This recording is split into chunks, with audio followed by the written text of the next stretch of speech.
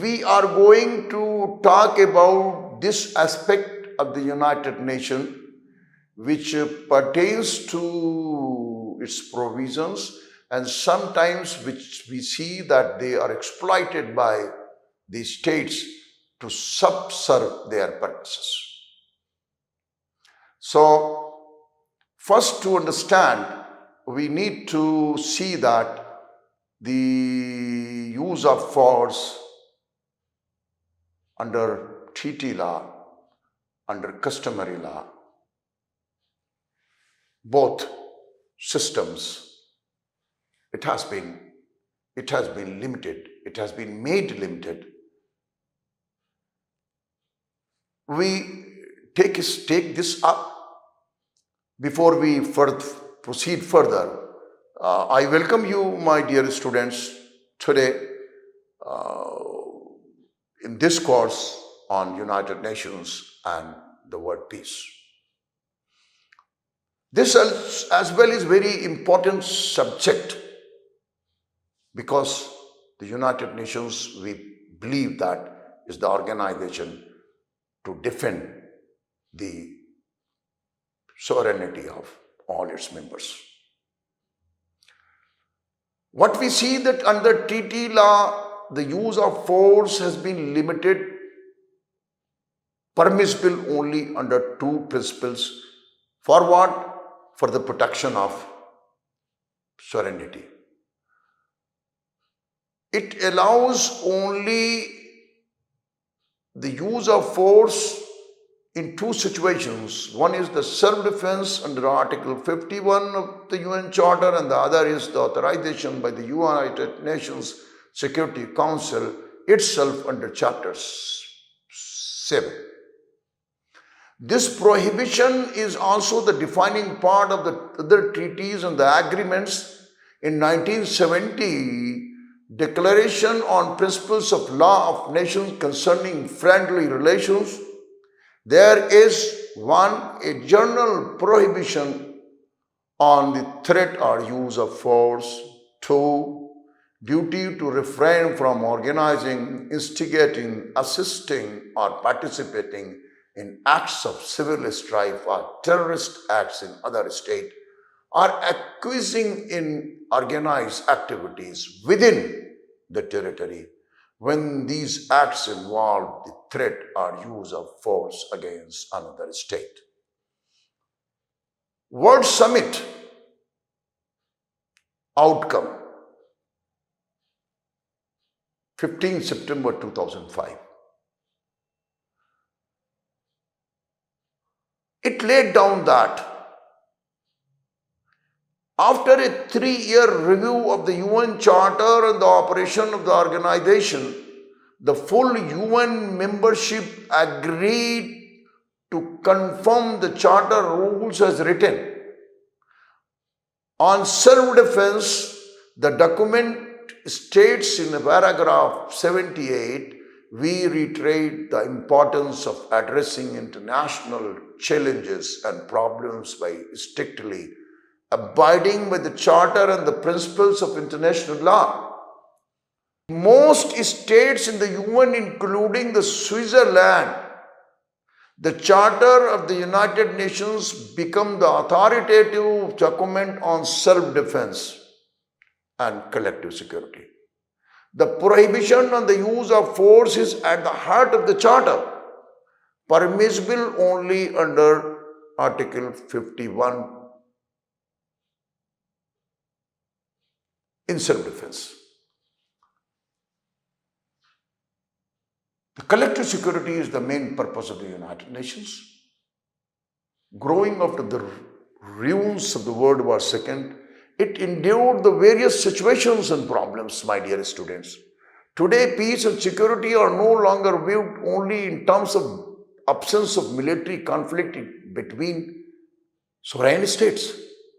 We know this fact that there are less and less conflicts among the states and more conflicts in states. Majority of them are of domestic nature. As the nature of the threats has become more and more internal and domestic. The role of the United Nations is also expanding to address and resolve them. The United Nations was created by states, we know. Its charter does not provide guidelines, dear students, to deal with the issue of peace and security, essentially of domestic nature. The issues of peace and security where the non-state actors are involved. The United Nations, when it was made, it did not speculate that it had to face these kind of the situations. It had to deal with the problems of internal nature, which happens within the territorial boundaries of the members of the United Nations. The maintenance of peace within the territorial limitation of a sovereign state, as we know, is the prerogative of the state itself. UN itself prohibit that it would not intervene in matters of internal issues. So they protect and sometimes become the danger to the peace within their own territorial limitations. So this prerogative of a state, that internal matters, domestic issues are the prerogative they had to maintain, they had to deal with.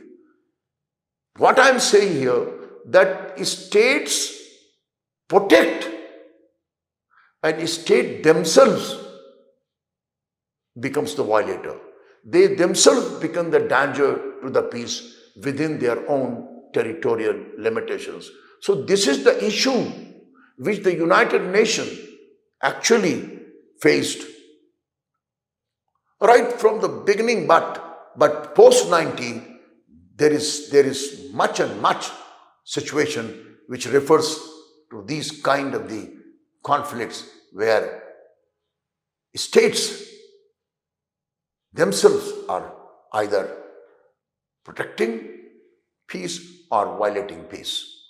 So these security concerns are getting more and more complicated and intensified, having global repercussions and threat to international peace and security. They are not only limited to the territories of the states. Their repercussions, their implications are much more than which actually affect the international community. So, the authority of the Security Council to directly address these kind of threat is not without uncontroversy. It is not uncontroversial. As I said, that United Nations did not speculate to deal with this kind of the threats, these kind of the issues of peace and security. But it faced it. It faced it. And with the change in the nature of threat, the UN has to address the issues of peace and security. There is no option. It is the responsibility of the United Nations to address the issues of peace. So it has to involve into itself and resolve the issues. In situations of internal domestic nature, threats to peace and security, when UN can sanction redressal or the other states are allowed to take action independently. This is a question, dear students. In situations of internal and domestic nature of threats to peace and security, when the United Nations can sanction redressal, when it can intervene, or the other states are allowed to take action independently. There is no specific answer to this question. There is no specific guideline which is provided by the UN Charter. So this issue remains in actually remains associated with the controversy. UN faces the question on its authority and the interpretations given to various provisions which otherwise prohibit the United Nations not to interfere in the internal matters, as its first and foremost pledge is to respect sovereignty of its member states. How far the United Nations Charter should be interpreted to allow the use of force to restore or further the cause of democracy, to restore order in a state not able to govern itself, to further the right to self-determination outside the decolonization context, to respond to terrorist attack and to many similar situations, concerns is a questions difficult to answer. How further United Nations Security Council shall exercise the centralized control over these and other uses of force are the questions which the United Nations face and is trying to address. This remains open-ended. Dear students, there exist varied views. It is said that Article 2, Para 4 and Article 51 are very much response to the World War II and are accordingly directed to deal with interstate conflict situation.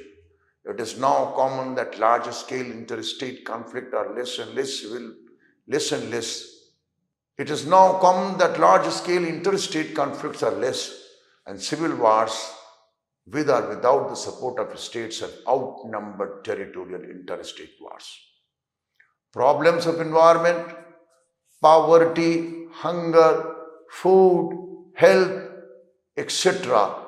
also have multiplied, sometimes serving the cause of violence, potentially endangering international peace and security, which are liable to be dealt with the use of force. So this is the area where United Nations involves itself, but there is lack of clear-cut guidelines, and there is actually some kind of the structural weakness which we locate that actually promote these kind of the problems, these kind of the threats. Dear student, the subject of non-state actor remains an unresolved issue. It is not resolved, as I said, that there is no clear-cut guidelines. There is no mechanism which United Nations has adopted to address the issue of non-state actors. The authority of the United Nations SC is not explicit. The UN Charter talks of states. At the same time, it refers to the situation, threat to peace, breach of peace, and act of aggression, which it has not defined. They are more political questions to be politically decided than legally. Intra-state issues of peace and security also are more political questions falling within the scope of the chapter 7. The United Nations left it appears ambiguous to define threat to peace, breach of peace, and act of aggression. This left each state to decide its own conclusion about what constituted threat to peace, breach of peace, and act of aggression, and simultaneously left the United Nations with the responsibility to reach determination on a case-by-case basis. So, threat to peace It cannot be legally defined. It is a political question. And this is the broadest of the three categories. To give it a precise definition is not possible. So any threat could be threat to peace. This ambiguity provides a quite flexible space for the United Nations, dear students, to the Security Council for maneuvering to determine what constitutes threat to peace. And the Security Council has done this. At its most basic, the concept is intended to enable a response to imminent armed conflict between states. Severe interstate violence like Balkan War prior to the splittering of Balkan War before the disintegration of Yugoslavia, serious violation of human rights and humanitarian law, Somalia and other East Central African nations during early 1990s, and terrorism have been designated as threat to peace. So, when they are declared as threat to peace, whether United Nations can take action. In case of Resolution 1368, adopted by the United Nations Security Council after 9/11, 2001, terrorist attack on the United States, the Security Council declared that the act of terrorism to be threat to national peace and security.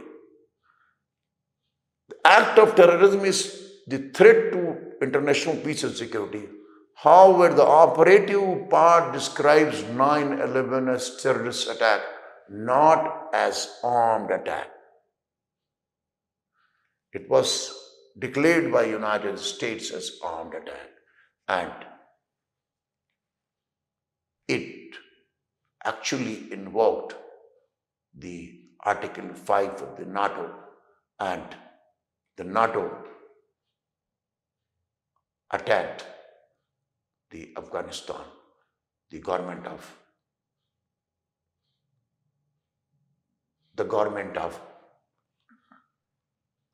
Afghanistan. HIV/AIDS, a health issue, was also declared a threat to be addressed by United Nations under Chapter 7. So, it's not limited only to violence.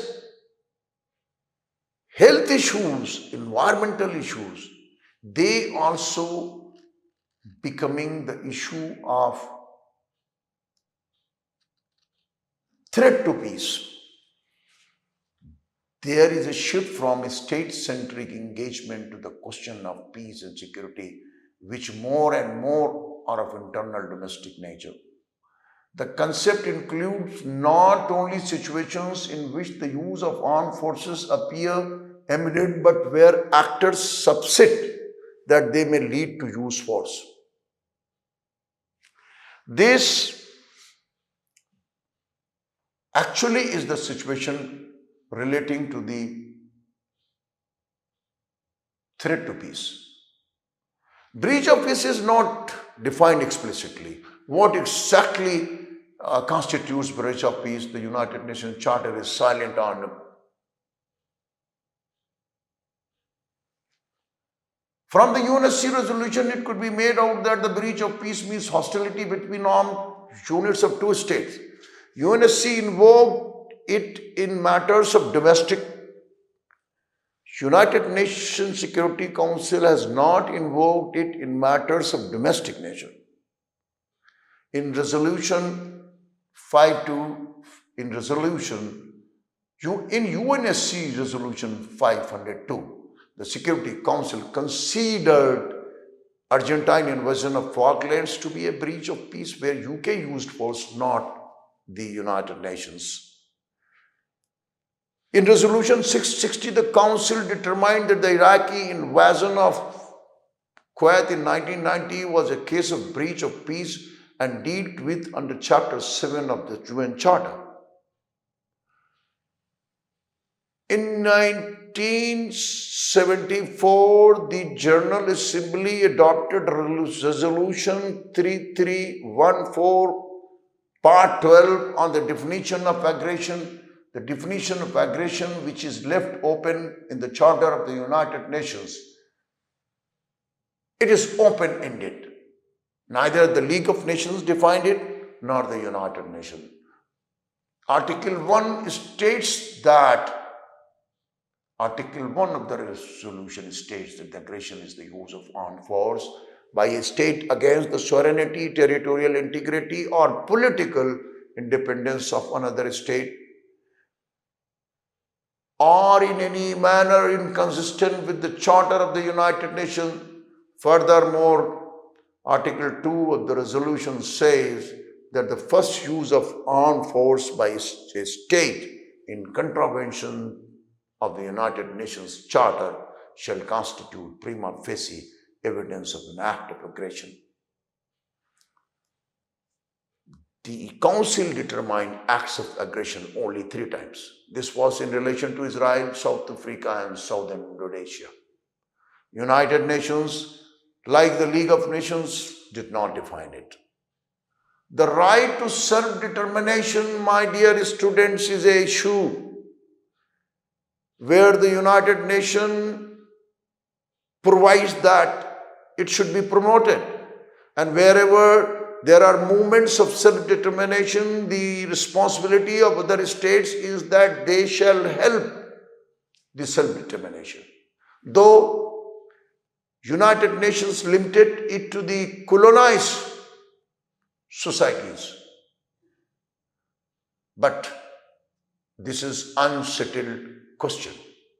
This is, I am repeating, unsettled question.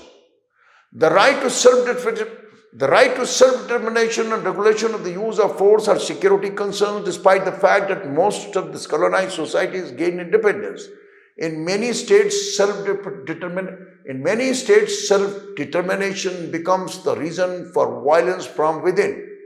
The Kosovo and East Timor crisis are recent cases of serious concern.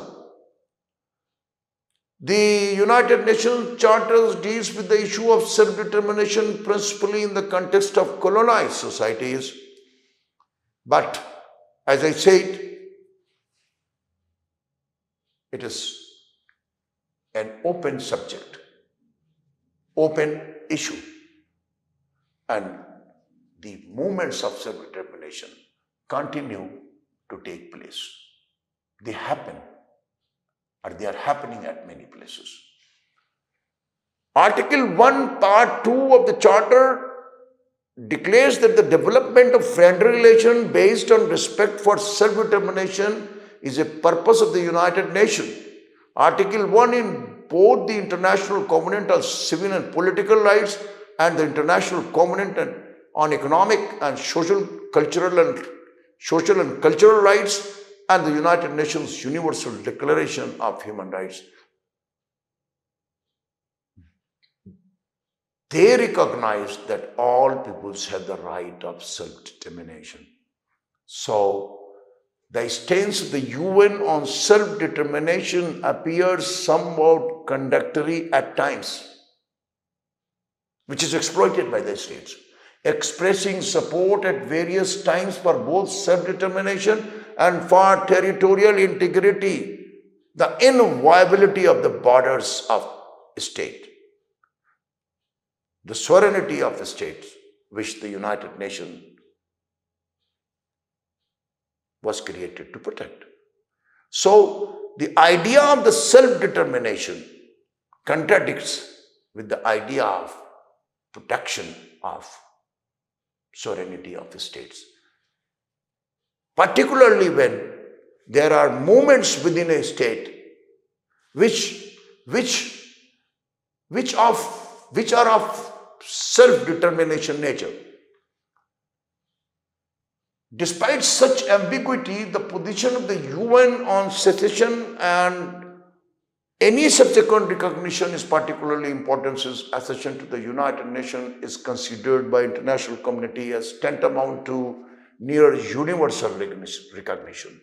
The reaction to movements has been uneven and often dictated by politics than principle.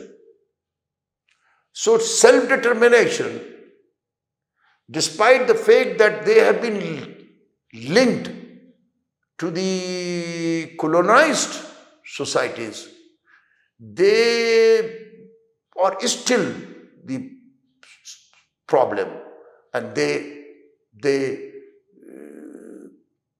come up, they emerge, and United Nations and the states, they react to it, and their reactions actually in some situations are permissible under the Charter of the United Nations, that the states are supposed to help the self-determination movements. The question asked, which people have a right to self-determination? My dear students, how may such a right be exercised, and might force be lawfully used to support or suppress acts of self-determination? The ambiguity persists, politics takes sides, and violence ensues. This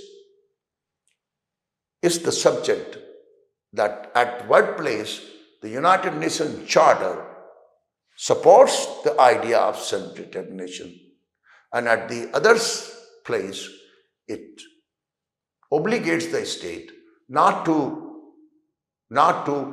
indulge into the violation of the territorial integrity of any states. So both these positions are contradictory to each other, and this leads to the problematic part as far as the United Nations provisions are in question. Similarly, there is an issue of responsibility to protect. In 2005, the United Nations established the doctrine of the responsibility to protect. In paragraphs 138 and 139, in accordance with the second part of the principles contained in Article 2 of the United Nations Charter, each individual state has the responsibility to protect its population from genocide, war crimes, ethnic cleansing, and crimes against humanity. This responsibility entails the prevention of such crimes, including their incitement through appropriate and necessary means. The UN members through the United Nations also have the responsibility to use appropriate diplomatic, humanitarian, and, my dear students, other means necessary, including military intervention, to prevent large-scale loss of life. You see that this doctrine, responsibility to protect, is not a right to intervention, it is a responsibility. But at the same time, this doctrine is invoking that the states, either with the permission, with the endorsement by the United Nations, they can take necessary action to deal with the situations, and they can address it as they consider fit to themselves. It was in 2011 that the responsibility to protect doctrine was used in Libya to deal with the Libyan ruler Gaddafi. When he responded to internal protest with violence, the United Nations authorized the NATO to breach Libya's sovereignty to protect civilians. However, this authorization was changed into a regime change operation. This shattered international consensus on the responsibility to protect doctrine and led to divisive debates on its application. Since then, the doctrine of R2P, which was a radical shift from the responsibility to intervention, shift from right to responsibility, was a radical shift from right to responsibility. China and Russia have used their veto to block other such interventions. As a result, the United Nations has been unable and is divided to use this doctrine action to mitigate some of the world's most violent conflicts like Syria, Sudan, Kenya, and Myanmar, etc. The UN offers comprehensive solutions to the emerging problems of peace and security of domestic nature. It adopts new international legal norms, structures, and processes for international cooperation and provides a platform for diplomatic contacts, international discussions, meetings, and conferences. There is no issue of international concern where we don't see that the United Nations is not actively involved. What we see that it protects the sovereignty of its members and obligates them, including itself, to respect the sovereignty of its members, not to intervene in the internal matters of states. War and violence within rather than between states, as we see, has paralyzed the international society of states. There exists disagreement over the limits of national sovereignty, when the sovereignty of states comes into conflicts with the responsibility to protect the population from genocide, from war crimes, from ethnic cleansing, from crimes against humanity. This is the responsibility of the United Nations, and this is as well the responsibility of the states, and this is as well the responsibility of the mankind to address this issue, where we see that large-scale violence committed by state against its own people. State actually is the creation to protect its own people. This is the duty of the state. And sovereignty is not absolute. It is not unquestionable. So it has to be brought within the responsibility and right. Right to protect the sovereignty of itself and duty to protect its own people. So this doctrine of responsibility to protect and the doctrine of self-determination, which the United Nations invokes the members to support the self-determination movements, but because of the political things, politics involved, this leaves the space open for the states to see things according to their own interest and accordingly maneuver their actions to subserve their purposes to their interest in the international society. So the United Nations structure, sometimes they conflict with what it actually wants to serve and what it promotes its states to respect. So today we have seen that how this structural things, particularly responsibility to protect and particularly the self-determination and the responsibility to protect, which is though not part of the Charter of the United Nations. United Nations has created it and it has become a doctrine where there is universal agreement that in situations of genocide, war crimes, ethnic cleansing, and crimes against humanity, the responsibility is of the United Nations to address these issues, and obligations on the member states of the United Nations to serve the cause which the United Nations stands for. This contradictions sometimes are exploited, and that becomes the cause for the use of violence by some states. So for today, I end here, dear students. Thank you.